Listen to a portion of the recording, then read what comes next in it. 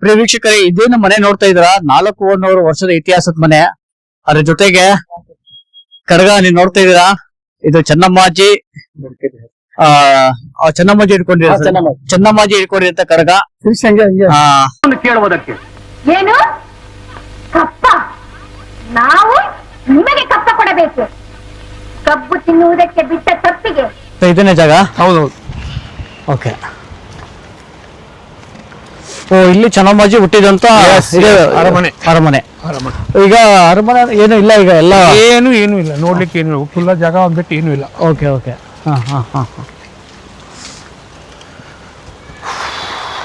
ಈಗ ಇದು ಈಗ ಅವರು ಇಲ್ಲಿ ಮ್ಯಾಗ್ ಹತ್ತಕ್ಕೆ ನೋಡ್ತೇನೆ, ಸ್ವಲ್ಪ ಸ್ಟಾಪ್ ಮಾಡ್ಕೊಳ್ಳಿ.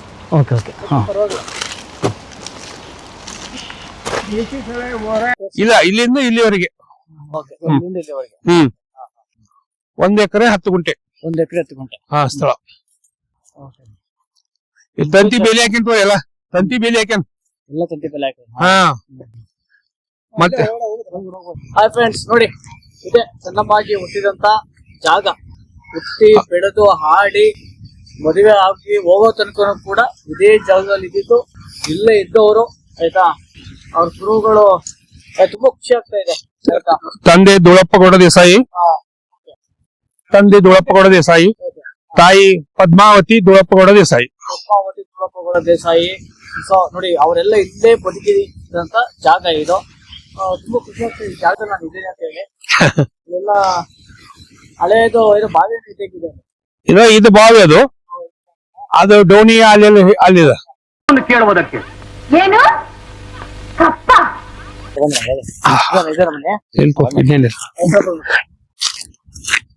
ನೋಡಿ, ಚೆನ್ನಮ್ಮಾಜಿ ಹುಟ್ಟಿದಂತ ಮನೇಲಿ ನಾವ್ ಇದೀವಿ. ಮನೆ ಜಾಗ ಇದು, ಬಟ್ ಅರಮನೆ ಇಲ್ಲ, ಬಿದೋಗಿದೆ. ಬಟ್ ಜಾಗ ಎಲ್ಲ ಇದೆ. ಅದೇ ರೀಸೆಂಟ್ಲಿ ಮಾಡ್ಕೊಂಡ. ಇದು ಬಾವಿ.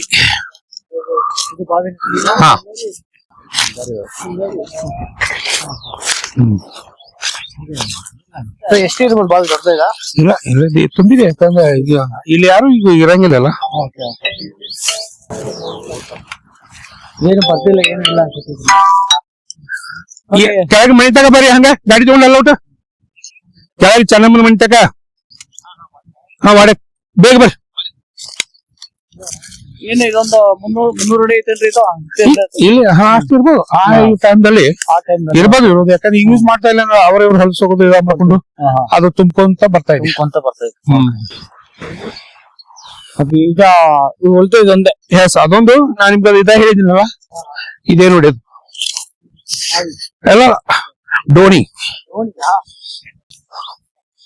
ಇದೇ ಡೋಣಿ. ಇದು ನೋಡಿ, ಕಲ್ಲಿಂದ ಕೆಳಗ ಹಿಂಗ ಇಲ್ಲಿವರೆಗೆ ನೋಡಿದ್ವಿ 6-7 ಫೂಟ್. ಆ ಟೈಮ್ದಲ್ಲಿ ದನಗಳಿಗೆ ನೀರು ಕುಡಿಯೋದು. ದನಗಳಿಗೆ ನೀರು ಕುಡಿಸೋದಕ್ಕೆ. ನೋಡಿ, ಇದು ದನಗಳಿಗೆ ನೀರು ಕುಡಿಸುವಂತ ಡೋಣಿ. ಆಗಿನ ಕಾಲದ ಡೋಣಿ ಈ ಚೆನ್ನಮ್ಮಾಜಿ ಕಾಲದಲ್ಲಿ ಯೂಸ್ ಮಾಡ್ತಿದಂತ ದೋಣಿ ಇದು. ಹೌದು.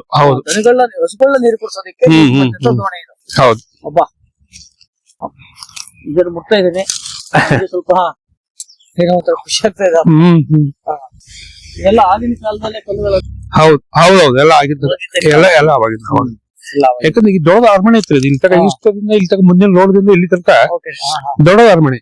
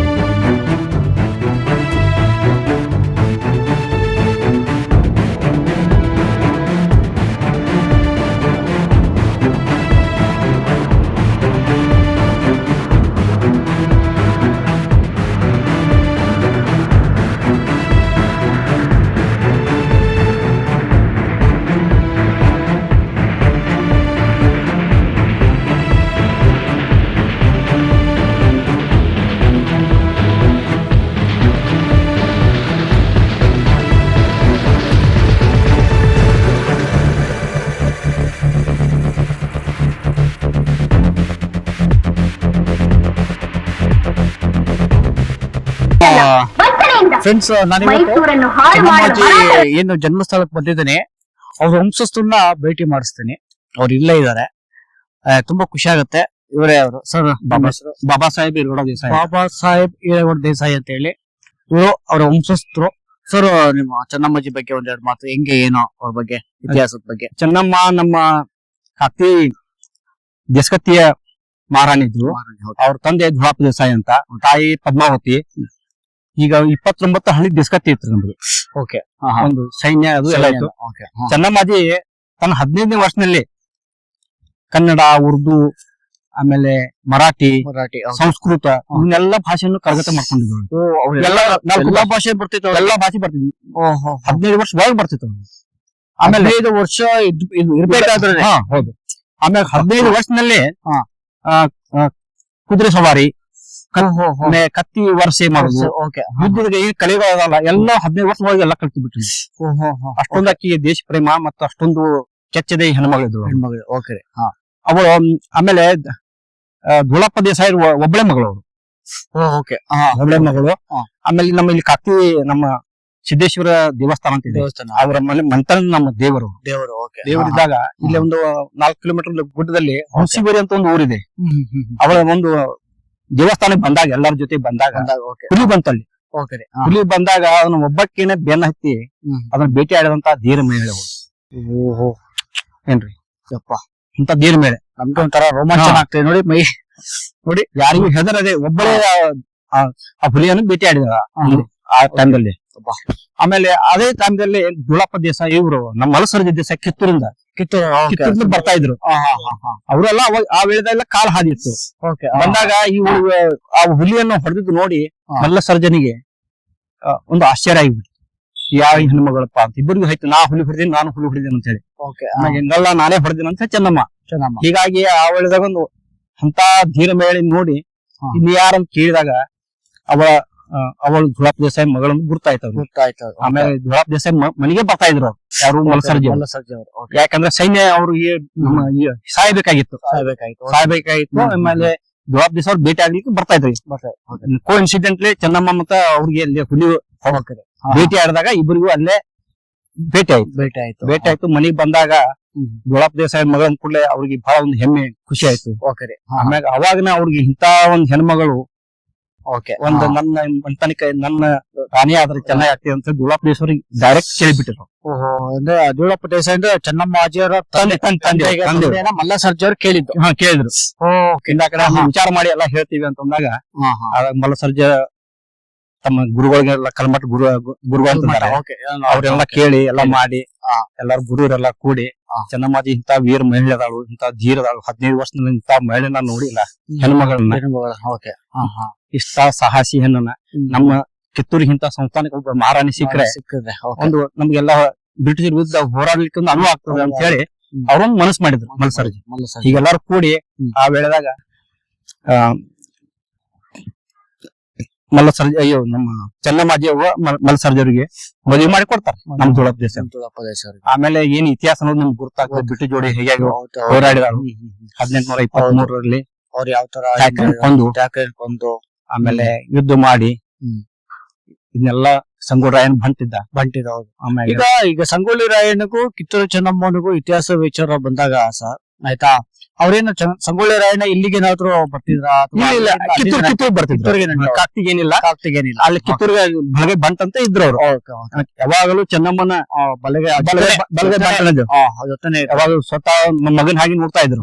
ಮತ್ತೆ ಬಲಗೈ ಬಂಟ್ನಂತೆ ವೀರ ಸಂಗೊಳ್ಳಿ ರಾಯಣ್ಣ ಅಂದ್ರೆ ಅವನು ಸಾದಾ ಮನುಷ್ಯನ ಇರ್ಲಿಲ್ಲ, ದೇಶಭಕ್ತ. ಅದರಿಂದ ಅವರು ಅಜಾನುಬಾಹು ಇತ್ತು ಅಂತ ಎಲ್ಲ ಅಜಾನುಬಾಹು.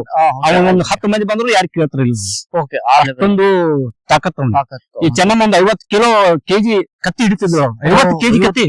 ಅದೇನಾದ್ರು ನಿಮ್ಗೆ ಅದೇನಾದ್ರು ನೋಡಕ್ ಸಿಗುತ್ತೆ? ಒಂದು ಕತ್ತಿ ಇದೆ ನಮ್ಮಲ್ಲಿ, ಆದ್ರೆ ಅಷ್ಟು ದೊಡ್ಡದಿಲ್ಲ. ಒಂದ್ ಕತ್ತಿ 50 ಕಿಲೋ ವರ್ಷ ಮಾಡ್ತಿದ್ರು. ವಿಚಾರ ನಮ್ಗ ಒಂದ್ 2 ಮಿನಿಟ್ ಹಿಡ್ಲಿಕ್ಕೆ ಆಗಲ್ಲ. ಅದನ್ನ 50 ಕೆಜಿ ಕತ್ತಿ ವರ್ಷ ಮಾಡ್ತಿದ್ರು, ಅಷ್ಟು ಪ್ರಾಕ್ಟೀಸ್ ಮಾಡ್ತಿದ್ರು. ಹೀಗಾಗಿ ನೀರ್ ಮಾಡಿದ್ರು. ಆಮೇಲೆ ಇತಿಹಾಸ ಅಂತ ನಿಮ್ಗೆ ಗುರ್ತೈತೆ, ಬ್ರಿಟಿಷ್ ಹೋರಾಡಿದ್ದು ಎಲ್ಲ ಮಾಡಿದ್ದು ಹೀಗೆಲ್ಲ ಹಾಕಿದ್ದು ಇತಿಹಾಸ ಇದೆ.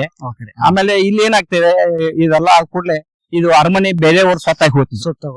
ರಾಜ ಟಿ ಅಂತ ಟಿ ಅವ್ರು ಅದಾರೆ. ತವ್ರ ಮನೆಗೆ ಬ್ರಿಟಿಷರ ಇದನ್ನ ಏನ್ ಮಾಡಿದ್ರು ಸವಾಲ್ ಮಾಡಿದ್ರು. ಸವಾಲ್ ಅಂದ್ರೆ ಏನಂತಾರೆ ಆಕ್ಷನ್ ಆಕ್ಷನ್ ಮಾಡಿದಾಗ ಇಂದ ಕಡೆ ಬೇರೆಯವ್ರ ಪಾಲಾಗಬಾರಂದ್ರೆ ಅವ್ರು ಅವಾಗ್ಲೂ ಆಕ್ಷನ್ ಕೂಗ್ತಿದ್ರ. ಬ್ರಿಟಿಷರ್ ಹಾಗೆ ಮಾಡ್ತಿದ್ರು. ಆಕ್ಷನ್ ಮಾಡಿದಾಗ ಇಂದ ಕಡೆ ಆಮೇಲೆ ಇದು ಬೇರೆಯವ್ರ ಪಾಲಾಗಬಾರ್ದು ಅಂತ ಹೇಳಿ ನಮ್ಮ ಪದ್ಮಾವತಿ ರಿಲೇಷನ್ ಏನಿದಾರಲ್ಲ ಅಂದ್ರೆ ಚೆನ್ನಮ್ಮನ ತಾಯಿ ಅವ್ರ ತವ್ರ ಮನಿ ಅವರು ಇದನ್ನ ಅವೇ ತಗೊಂಡ್ರಿ ಈ ಜಾಗ ತಗೊಂಡ್ರು. ಹೀಗಾಗಿ ಅದು ಬೇರೆಯವ್ರ ವಿಷಯ ಇದೆ. ಅವರು ಒರಿಜಿನಲ್ ಇದಕ್ಕ ಮಾಲಕರ ಅಂದ್ರೆ ವಂಶಸ್ಥರಲ್ಲ, ಇರೋರನ್ನೆಲ್ಲ ನಾವೇ ವಂಶಸ್ಥರ. ಇದ್ರ ಪ್ರಕಾರ ಕಾನೂನು ಪ್ರಕಾರ ಅವರ ವಂಶಸ್ಥರಾಗಿದ್ದಾರೆ. ಅದೇ ಅವರು ರಾಜಾ ದೇಸಾಯಿ ಅಂತ ಇದಾರೆ. ಆದ್ರೆ ಈಗ ಗೌರ್ಮೆಂಟ್ ಸರ್ಕಾರದವರು ಏನ್ ಮಾಡ್ತಾ ಇದಾರೆ, ನೆಗೋಸಿಯೇಟ್ ಮಾಡಿ ಜಾಗ ತಗೋಬೇಕು ಇಂದ ಅರಮನೆ ಕಟ್ಟಬೇಕು ಅಂತ ನಾವು ಚೆನ್ನಮ್ಮ ಕಮಿಟಿ ಆಗ್ಲಿ ವಂಶಸ್ಥರಾಗ್ಲಿ ಬಹಳ ವರ್ಷದಿಂದ ಒಂದು 50 ವರ್ಷದಿಂದ ಹೋರಾಡ್ತಾ ಇದ್ದೀವಿ. ಅದಕ್ಕೆ ಸರಿಯಾಗಿ ಗೌರ್ಮೆಂಟ್ಗಳು ಸರ್ಕಾರಗಳು ಯಾವ ಸ್ಪಂದನೆ ಕೊಡ್ತಾ ಇಲ್ಲ. ಎಲ್ಲ ಹಾರಿಕೆ ಉತ್ತರನೇ. ಪ್ರತಿ ಸಲ ಇಲ್ಲಿ ವಿಜಯೋತ್ಸವ ನಾವ್ 50 ವರ್ಷದಿಂದ ವಿಜಯೋತ್ಸವ ಮಾಡ್ತೀವಿ. ವಿಜಯೋತ್ಸವ ಬಂದಾಗ ಮಾತ್ರ ಹೇಳ್ತಾರೆ ನಾವ್ ಅದನ್ನ ಮಾಡ್ತೀವಿ ಇದನ್ನ ಮಾಡ್ತೀವಿ ಅಂತ. ಏನು ಎಲ್ಲ ಬರೋದಿಲ್ಲ, ಶೂನ್ಯ. ಸರ್ಕಾರ ನೋಡ್ಬೇಕು, ಇದ್ರ ಬಗ್ಗೆ ಗಮನ ಹರಿಸಬೇಕು. ಭಾರತದ ಪ್ರಿಯ ವೀಕ್ಷಕರೇ, ಇದೇನು ಮನೆ ನೋಡ್ತಾ ಇದ್ರ 400 ವರ್ಷದ ಇತಿಹಾಸದ ಮನೆ. ಅದ್ರ ಜೊತೆಗೆ ಕಡಗ ನೀವು ನೋಡ್ತಾ ಇದೀರಾ, ಇದು ಚೆನ್ನಮ್ಮಾಜಿ ಚೆನ್ನಮ್ಮಾಜಿ ಇಟ್ಕೊಂಡಿರಂತ ಕಡಗ. ನೋಡಿ ಕಡಗ ಹೇಗಿದೆ.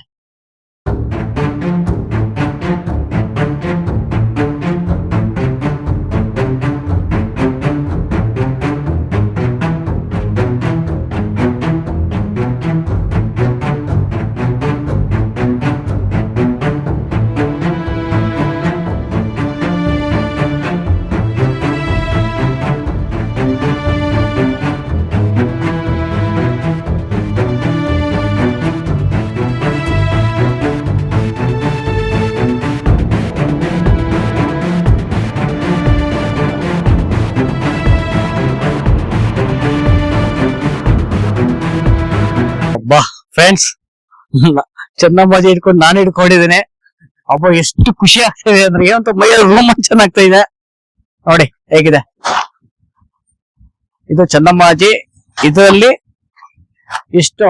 ಎಷ್ಟು ಜನ ವೈರಿಗಳನ್ನ ಸದ್ಯ ಪಡೆದಿರ್ಬೋದು. ಇದರಲ್ಲಿ ಬಹಳ ಜನ ವೈರಿಗಳನ್ನ ಇದರಿಂದ ಎದುರಿಸಿದ್ದಾರೆ ಚೆನ್ನಮ್ಮಾಜಿ ಅವರು ಅಂತ ಕಡೆಗ ನಾನು ಹಿಡ್ಕೊಂಡಿದ್ದೇನೆ. ತುಂಬಾ ಖುಷಿ ಆಗ್ತಾ ಇದೆ. ಅಬ್ಬಾ,